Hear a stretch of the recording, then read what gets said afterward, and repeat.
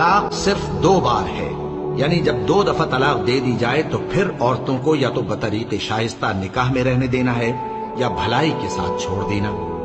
और ये जायज नहीं कि जो मेहर तुम उनको दे चुके हो उसमें से कुछ वापस ले लो। हाँ, अगर जनो शौहर को खौफ हो कि वो अल्लाह की हदों को कायम नहीं रख सकेंगे, तो अगर औरत खाविंद के हाथ से रिहाई पाने के बदले में कुछ दे डाले तो दोनों पर कुछ गुनाह नहीं।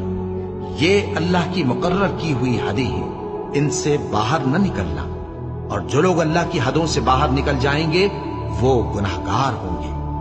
फिर अगर शौहर 2 तलाकों के बाद तीसरी तलाक औरत को दे दे तो उसके बाद जब तक औरत किसी दूसरे शख्स से निकाह न कर ले उस पहले शौहर पर हलाल न होगी। हाँ, अगर दूसरा खाविंद भी तलाक दे दे और औरत और पहला खाविंद फिर एक दूसरे की तरफ रुजू कर लें तो उन पर कुछ गुनाह नहीं।